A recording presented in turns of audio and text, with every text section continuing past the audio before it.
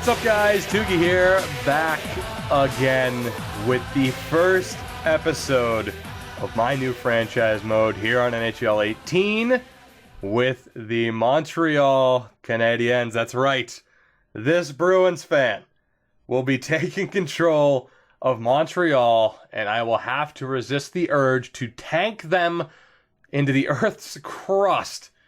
Instead, I am going to have to try and lead them back to glory for the first time since 1993. A job that even I may not be able to do. I promise this entire series won't be me taking shots at the Canadiens. I promise. It won't be all that. There will be quite a bit of it. That's all I'm saying. But indeed, we will be using Montreal in this series. Let's get right down to business. We won't customize the 31st team. That would be St. Louis's team. Yeah, it's good enough as it is, so we don't need to put too much effort into that. Owner mode will be off, of course. Computer trades will be on. Edit lines will be off. Player morale. Now, this is questionable, but I am going to leave player morale on.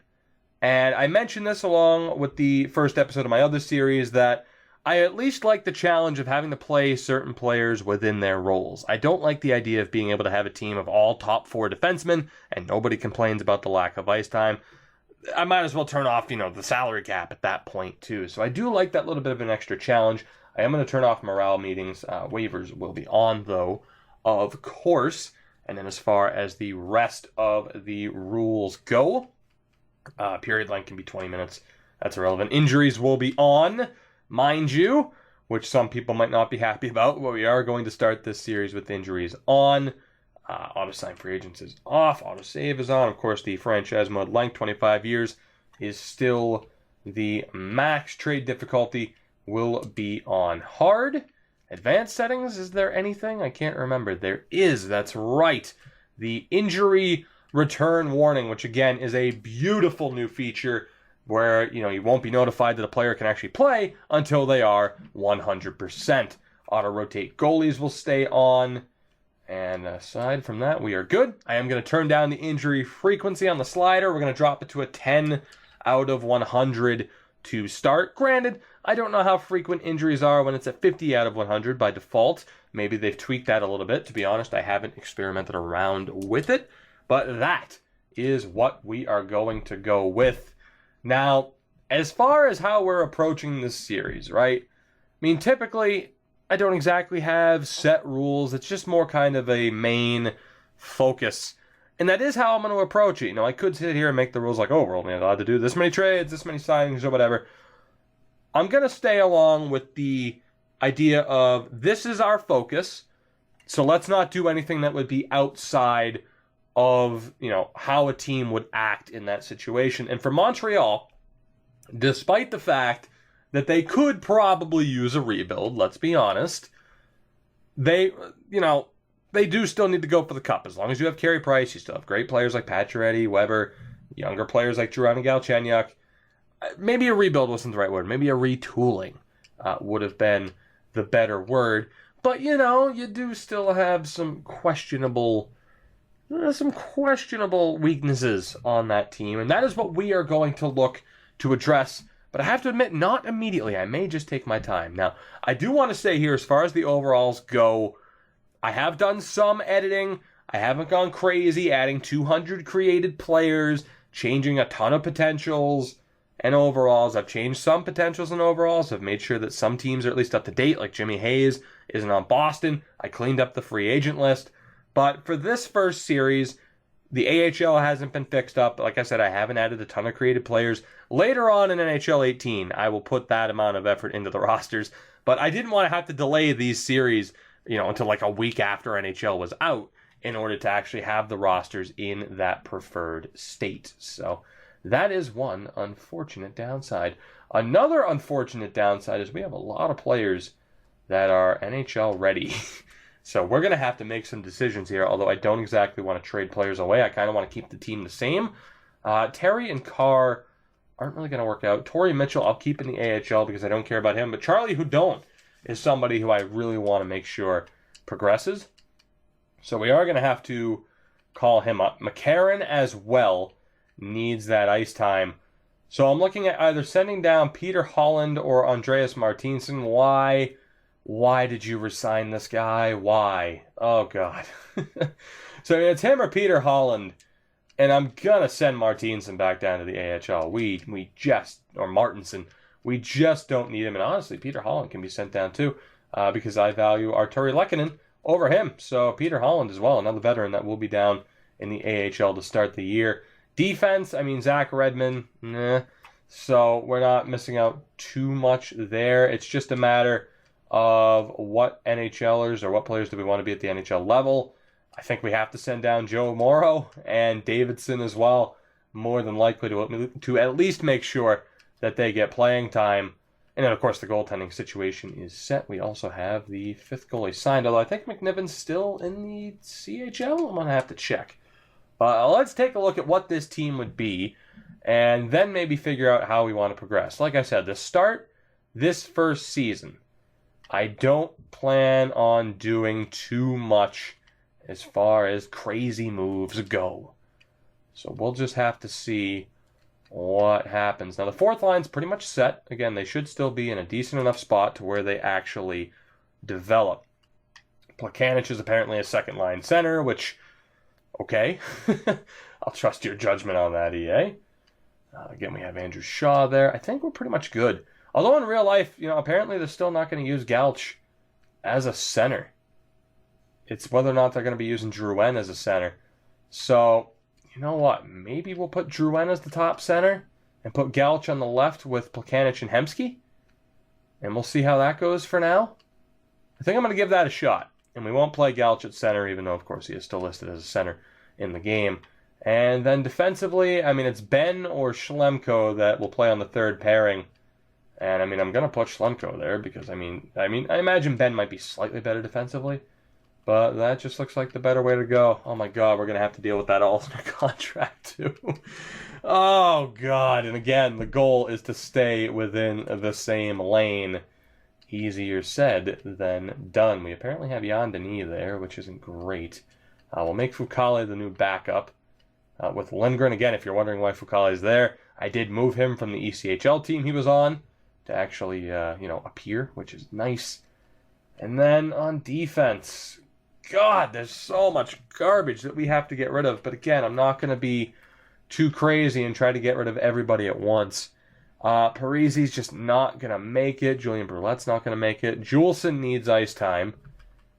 Johnston, not going to happen. Simon Bork could use the ice time. So Juleson and Bork need ice time. So that means Didier is kind of screwed. We'll put in Juleson. And then Brett Lernout as well is pretty much screwed. We'll take him out as well for Bork. If that actually wants to update. There we go. Who has the better shot? Juleson's a slightly more powerful shot, but we'll leave it like that, actually. Bork is a lefty. Okay. Bork is a lefty. Juleson's a righty. That's what it was.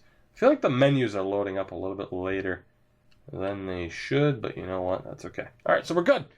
That's going to be the Laval Rocket for this season for the most part. I will actually double-check the forwards just to make sure that there's nobody scratched that we'd actually want playing, which, there probably is, including Jeremiah Addison. Waked is under contract as well. Is McMillan? Yes. Oh, my God. We have so many players we need to cycle out of this team. Let's take out Yannick Veilleux first. And who has the best potential here? Reway is not terrible. McMillan's pretty terrible. Waked is pretty terrible. We'll bring in Addison. David Brohl we don't need in the lineup. Former Leaf, to be honest. I forgot he was even in Montreal's organization. At least at this stage, he was. Jonas Natainen, we're taking you out of there, no doubt. Audette's high potential. We'll put him in. It's definitely going to be a younger team. Bobby Farnham. Well, if we need someone to punch faces, we'll give you a call, but don't count on that. Former Bruin Anthony Kamara. Actually, it's looking like he's going to stay, unless I put in Byron Fraze, which sounds like a much, much better idea. So Freeberg actually isn't that great either. Wow, I didn't realize the current state of the Habs, at least prospect-wise, according to EA, is this week. But we will survive. So, Reway, Addison. Let's put Reway on the left. And then again, as far as potential goes, Sherbak needs to play. And from there, I mean, that's pretty much it. Nikita Sherbak's pretty much the only guy. I'm probably butchering his name, and that's fine. Really, I don't care. It's fine. Martinson, good lord. All right, well, I'll tell you right now, Martinson's still going to get dropped to the fourth line. And we'll play Freeberg down there. And Chris Terry could be useful. Chris Terry could be useful. You know what? I'm going to play Daniel Carr on that fourth line. Okay, so the third line's reunited. Let's see. More two-way style players. We'll put Fraze there.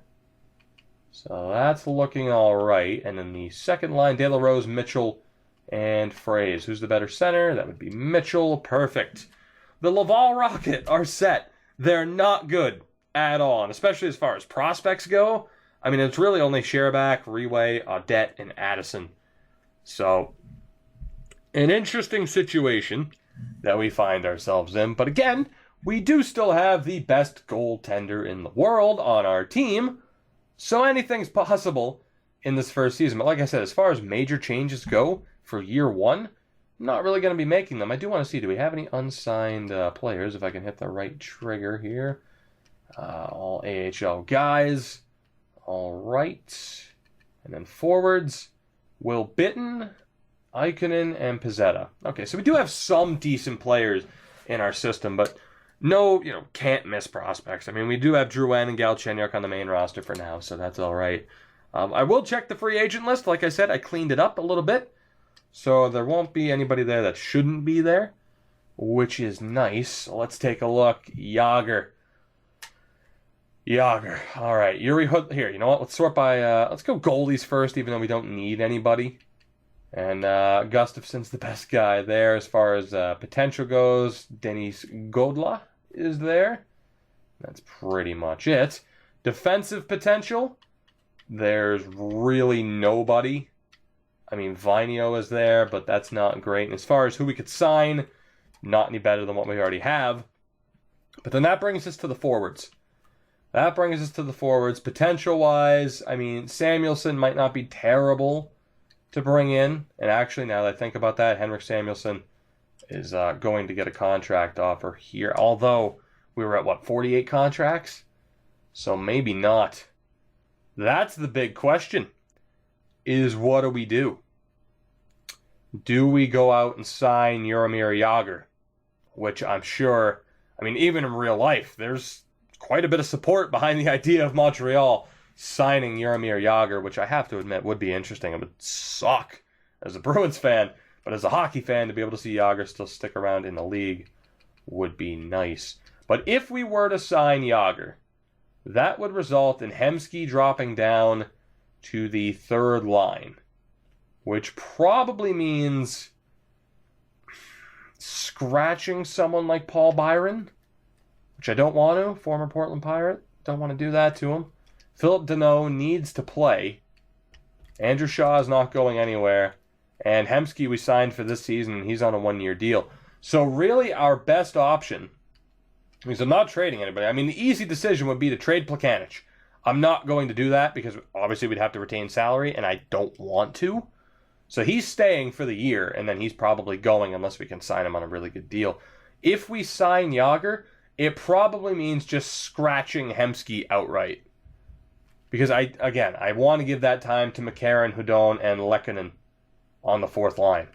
So I will leave that up to you guys as far as what we do, and I imagine the support will be there, and that we will end up signing Jaromir Jagr, and that Hemsky will just be the healthy scratch this season, unless somebody else like Byron starts to struggle. But Byron is on a 2-year deal, so we might not want to do that to him.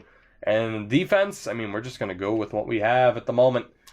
I mean, Weber is certainly the key to the defense, which, hey, that's realism for you. I give EA props on that one. So, like I said, as far as making these major changes, the team will stay the same. I'm actually going to clear out the trade block as well and set up the scouting. But this first episode is mainly just look at the team, look at the current situation, and I'm not going to drastically change the franchise on day one. I'm going to, currently, at the moment, the goal, I'm going to sit here and we're just going to keep following. We're going to keep following the same plan that Marc Bergevin has laid out, and we'll see if it works. And if it doesn't, then we'll start, putting our own little influence onto the team moving forward, and we'll see what happens from there. And that could be as soon as the next offseason. Now, speaking of that offseason, scouting-wise, I'm going to focus on every other league outside of the CHL, because, of course, those players will be a lot more recognizable. Now, again, you notice just how many players are in the draft. Russia, the States. It's nearly impossible. And I've talked about this on stream, on Twitch. It would really be nice to have 3 scouts. I mean, I get that the point is to not have all the information, but if you're going to keep the same scouting system that you are, it would be nice to have a FIFA-esque system where, I've talked about this, in FIFA, you do have 3 amateur scouts. So you can send one to England, Spain, and Portugal. And you can find players for your youth academy in that way. It would be nice to have at least 3 scouts to be able to have someone just bounce between the 3 CHL leagues, America, and then wherever else. You get what I'm saying. That would be nice. And I will talk about that more in the future. I'm probably going to plan a wish list video out as far as NHL 19 franchise mode stuff goes. But having poked around with this mode, I am very excited for this series. Franchise mode has absolutely improved over NHL 17, and I cannot wait to see how this series goes. But because we have that big decision on whether or not to sign Jaromir Jagr, I think we are pretty much set for this first episode, guys, because I can't afford to move forward without risking, losing out on Jagr. So that will do it for this first episode. I know not much was accomplished, but I wanted to leave that first decision up to you guys. And if I remember to, click the icon in the top right-hand corner. There will be a poll. Do we sign Jaromir Jagr? If it's under 90%, I would be absolutely shocked. And in the next episode, we will begin simming through Season 1. And we'll see if, at the moment, Marc Bergevin's Canadiens can lead, make their way towards the playoffs. Maybe Carey Price can lead them down the right path, is what I'm saying. What I'm saying is we need Carey Price to be a beast. And yes, by the way, I changed Pacioretty to a sniper instead of a power forward. He's not a power forward, damn it. Even I know that, and I'm a Bruins fan. Anyways, guys, I will stop rambling. Thank you so much for checking out this first episode. Big things will begin to happen in the next one as we start to sim through the season. I hope you did enjoy, though. If you did, you know what you have to do to support the video and the channel if you haven't already. Leave a like, subscribe if you haven't. Links to Twitter and Twitch are in the description. And I will see you guys in the next episode of my new franchise mode series with the Montreal Canadiens. It was requested for so long, and I still can't believe I'm saying it, but it's here.